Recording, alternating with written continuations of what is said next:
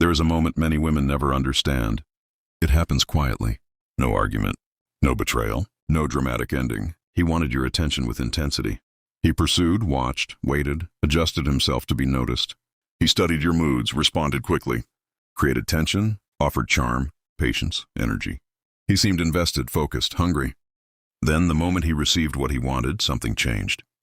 His warmth cooled. His effort thinned. His curiosity faded. His presence became selective. The same man who once moved toward you now moves away from you. Most people explain this lazily. They say men are immature. They say men fear commitment. They say he was never serious. Sometimes that is true. Usually it is incomplete. The deeper truth is less flattering. Many men do not desire connection as much as they desire conquest. They do not chase the person. They chase the feeling of acquisition. And once acquisition is complete, reality begins where fantasy once protected them. This is where male coldness is born. Not always from cruelty, often from emptiness. A man can spend weeks pursuing a woman. He barely knows because pursuit allows imagination to do the work. While he is chasing, she remains possibility. Possibility is clean. It contains no responsibilities, no exposure, no boredom, no disappointment, no demand to become more than he currently is. She exists as projection. He can imagine her as peace, status, validation, escape, admiration, healing, proof of worth, revenge against previous rejection, or evidence that he still matters. Notice something important. None of those things require truly knowing her. They require only access to her attention. Once attention is granted, the fantasy collapses into a human being. She has moods, needs, boundaries, contradictions, expectations, history, standards, presence. Now he must relate rather than pursue. Many men are unprepared for that transition because pursuit rewards performance. Connection demands substance. A man can be exciting for 2 weeks through energy alone. He can be attentive through adrenaline. He can be romantic through novelty. He can appear confident while uncertainty still hides his flaws, but sustained closeness reveals structure. Does he have discipline? Can he regulate emotion? Can he remain interested without resistance? Can he give without immediate reward? Can he lead himself when no longer stimulated by the chase? If the answer is no, coldness becomes his refuge. Distance protects weak men from being discovered. There was a man named Elias who became obsessed with women who ignored him. When a woman was unavailable, he was alive. He planned texts carefully. He dressed better. He worked harder. He imagined futures. He called it love. When a woman reciprocated, he lost interest within days. He called it loss of chemistry. It was not chemistry. It was dependence on friction. Some men are not attracted to women. They are attracted to resistance. Resistance gives them purpose. It lets them feel masculine without building character. It creates a battlefield where effort can be mistaken for depth. Once resistance disappears, so does their borrowed identity. Now they must face themselves. This is why some men become cold after attention. Attention ends the game. Without the game, they have no script. Many men are taught early that worth must be earned through winning, not through being, through proving, through obtaining what others could not obtain. The woman becomes symbol. If she is beautiful, she becomes status. If she is selective, she becomes challenge. If she is admired, she becomes trophy. If she once rejected him, she becomes unfinished business. When she finally gives attention, the symbol dissolves. She becomes ordinary reality, and reality cannot satisfy symbolic hunger. He did not want companionship. He wanted the emotional meaning attached to obtaining her. This is why his temperature changes so suddenly. He was feeding ego, not building intimacy. There is another reason, darker and more common than people admit. Some men pursue attention because attention anesthetizes insecurity. When a woman chooses him, he feels temporarily repaired. Desired men feel stronger.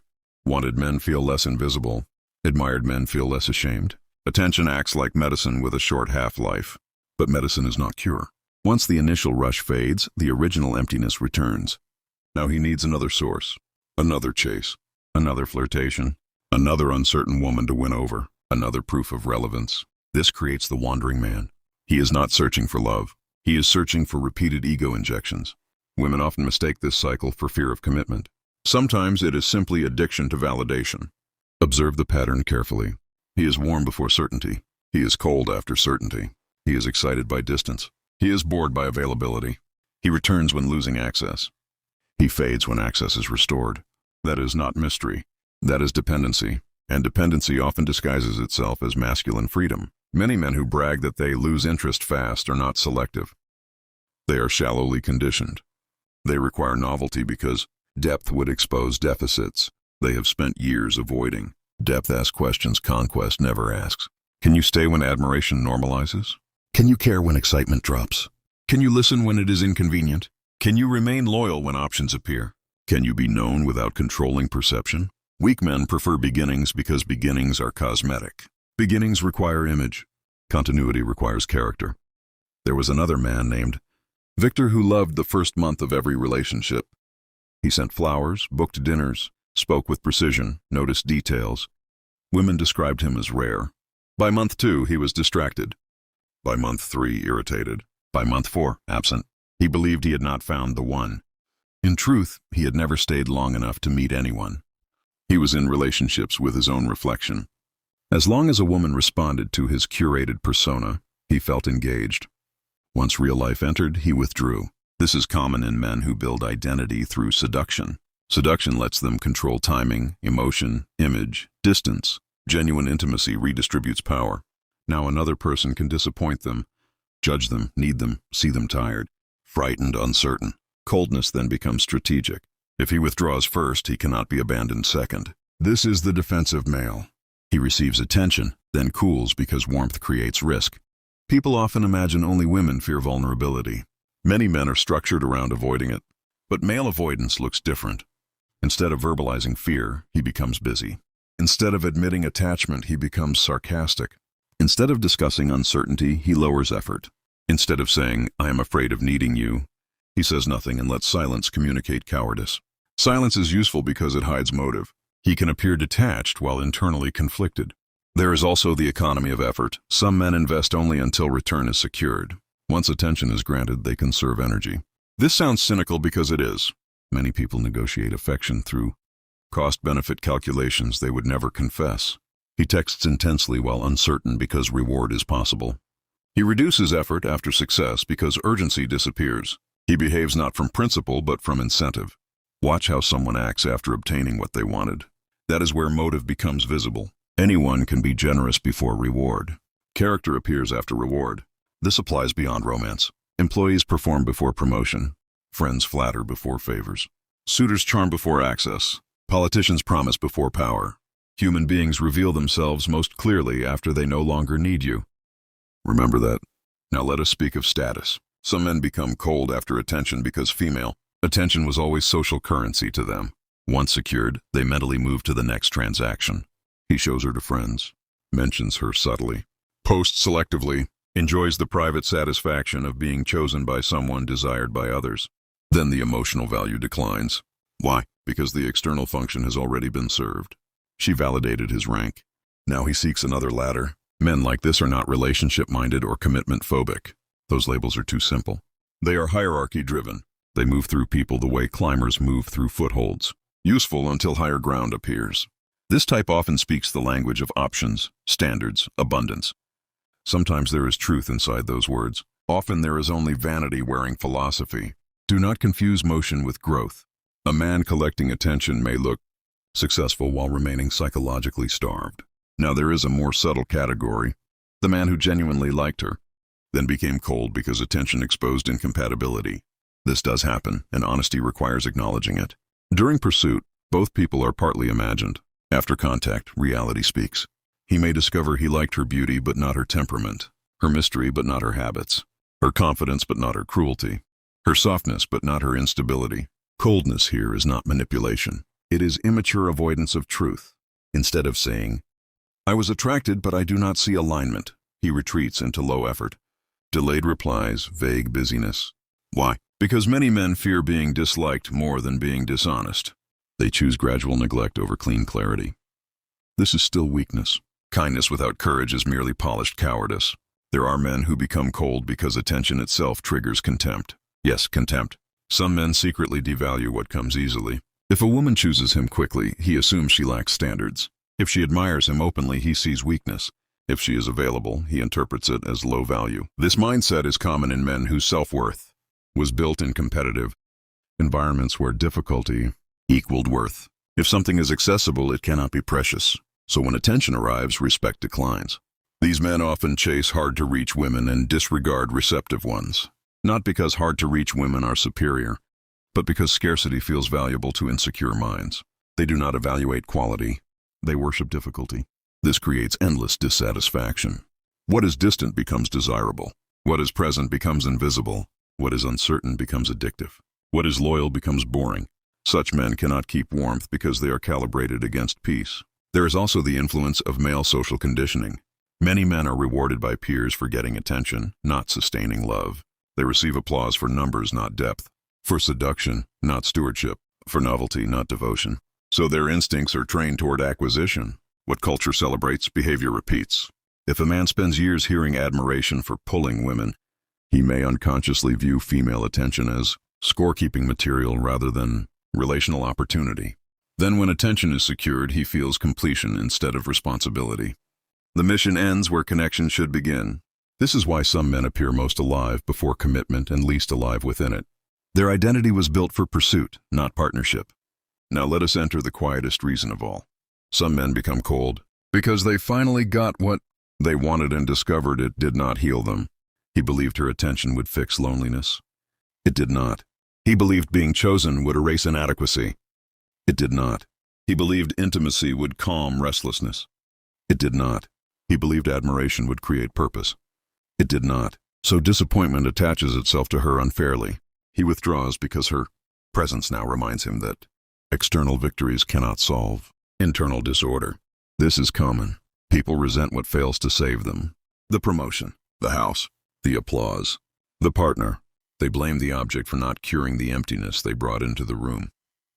Women often internalize this male coldness and ask what they did wrong. Sometimes the answer is nothing. You entered a story where you were cast as medicine. No human being survives that role for long. Now, how does this coldness look in behavior?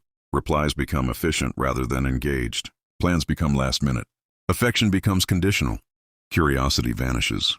He still wants access, but not responsibility. He keeps a threat alive while reducing investment. This allows him optionality. Optionality is adored by those unwilling to commit to any path. Because committing closes doors and forces identity, many men prefer doors open over rooms entered. The room may contain work. Now let us be precise. Not every man who cools is manipulative. Some are confused, some ashamed, some avoidant, some young, some exhausted, some confronting truths they lack language for. But intention matters less than pattern. If his attention rises only when threatened with loss, that is data. If warmth appears only when you withdraw, that is data. If effort depends entirely on uncertainty, that is data. Patterns are cleaner than promises. A man's true emotional level is rarely visible when he is chasing. Chasing can be driven by many forces: boredom, ego, loneliness, lust, rivalry, validation, timing. His level becomes visible after he wins. Victory removes disguise. This is why wise people do not evaluate interest only by pursuit. They evaluate post-attainment behavior. Does he deepen or diminish after receiving what he wanted? That answer reveals architecture. There was a woman named Lena who attracted intense men repeatedly. They adored her, then cooled. She believed she was cursed. She was not cursed. She was rewarding unfinished men. She mistook intensity for capacity. Intensity is cheap. A fire can flare from dry grass in seconds. A hearth takes structure. Many women choose men based on how strongly they begin, rather than how steadily they continue. Many men choose women based on how difficult they are to obtain rather than how peaceful they are to know. Both mistakes produce elegant misery. Now let us discuss power. Attention shifts power balances. Before she chooses him, he feels lower leverage. He must impress, persuade, compete. After she chooses him, leverage changes. He may feel safer, stronger, less dependent. Some men use that new leverage immediately. They delay replies now that they once feared delayed replies. They become less available now that they once begged availability. They imitate the coldness they resented. Why? Because many wounded people do not seek healing. They seek their turn. The bullied becomes bully. The ignored becomes ignore. The anxious becomes indifferent. The powerless becomes careless. Pain often reproduces itself through role reversal. This is why receiving power reveals morality. When someone finally gains advantage, do they become generous or cruel? Many men answer that question quietly through dating behavior. There is also boredom produced by overstimulation. Modern men, trained by endless novelty, consume attraction like entertainment. Swipe culture, constant images, constant options, constant simulated intimacy. This conditions shallow attention spans. Once one woman's attention is gained, the mind immediately scans for another stimulus. Not because she lacks value, because his nervous system has been fragmented. He cannot dwell. He can only sample. Such men often speak confidently while internally unable to sustain focus on anything. Difficult work. Love, discipline, silence. Coldness is not strategy here. It is neurological restlessness disguised as preference. Now, what should a woman understand? Do not measure a man by how hard he tries to get in. Measure him by how he behaves once he is welcomed inside. That applies emotionally, physically, socially. Entrance effort can be theater. Sustained conduct is biography. Watch whether he becomes softer or colder after comfort. Watch whether certainty makes him grateful or lazy. Watch whether access increases care or reduces it. People reveal their relationship to power when resistance disappears. For men listening, the lesson is harsher. If you become cold after attention, ask what exactly you were pursuing. Was it her? Or the version of yourself you felt while chasing her? Did you want intimacy? Or stimulation? Did you desire connection? Or proof that you could still obtain desire? Did you seek partnership? Or temporary anesthesia? Most men never ask these questions. They simply repeat cycles and blame compatibility. Cycles are convenient because they hide accountability. A man can date 10 women poorly and conclude none were right. He can remain the common denominator forever if ego is protected. But truth waits patiently. If your warmth consistently dies after success, the issue is not women. It is what success means to you. A mature man learns to distrust the thrill of pursuit. He knows adrenaline can counterfeit significance. He knows challenge can imitate chemistry. He knows ego can wear the mask of romance. So he slows down. He asks whether admiration exists beyond resistance, whether respect exists beyond novelty, whether desire survives certainty, whether he likes her humanity, not just her mystery. This discipline protects others from his confusion and protects him from self-deception. There is a final layer few discuss. Some men become cold after attention because they never believed they would receive it. When they do, suspicion appears. Why does she like me? What does she want? When will this end? What flaw has she missed? So they sabotage warmth before being disappointed by it. This is the abandoned boy inside the adult man. He mistrusts fortune. He anticipates loss.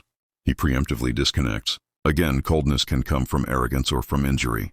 Sometimes both, but the person receiving it experiences the same frost. This is why motives matter less than boundaries.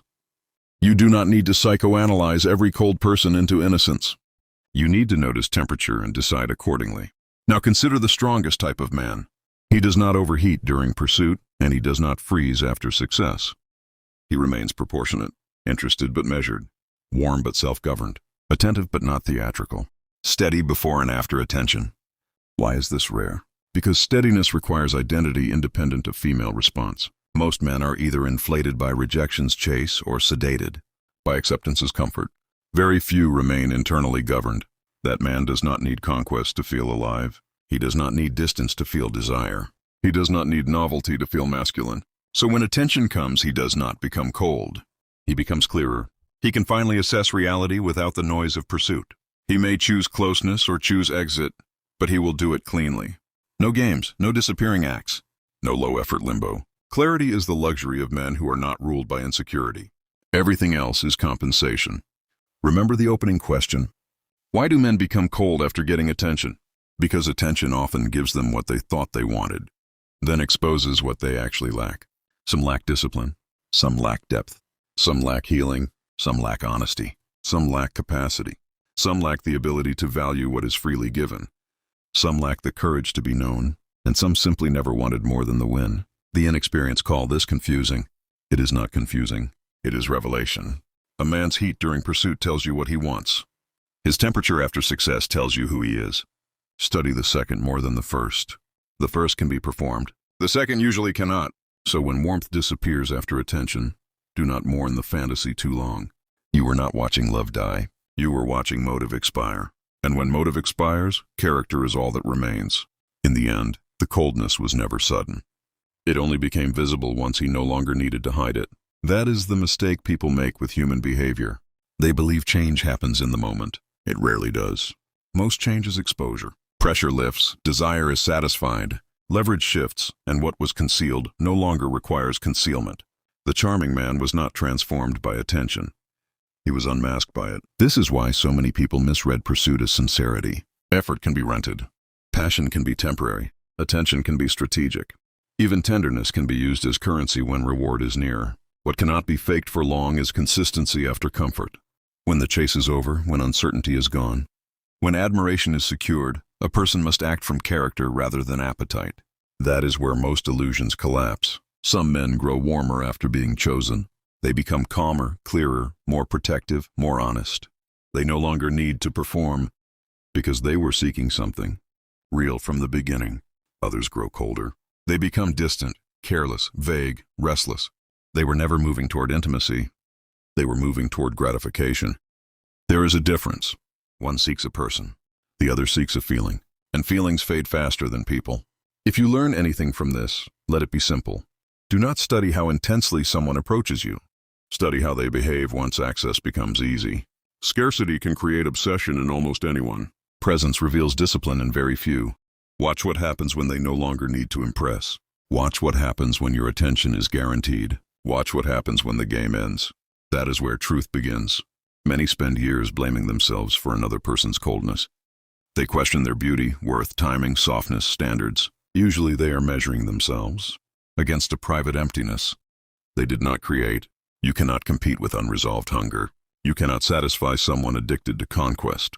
You cannot warm a person who uses distance to avoid themselves. You can only recognize the pattern sooner. And for men, the warning is sharper. If your desire dies each time you are chosen, stop calling it preference. Stop calling it bad luck. Stop calling it modern dating. Call it what it is, an appetite that rules you, until a man understands the difference between wanting attention and wanting connection. He will leave a trail of confusion and call himself free. He is not free. He is predictable. Freedom belongs to the man who is not enslaved by novelty, ego, insecurity, or the need to win. He can stay warm without performance. He can leave without cruelty. He can choose without games. He can be wanted without becoming arrogant and disappointed without becoming cold. That man is rare because he has mastered something harder than women. He has mastered himself. So when a man becomes cold after getting attention, do not ask what happened to him. Ask what was driving him before he got it. Because once desire is fed, masks become heavy, and most people remove them the moment they believe they no longer need them.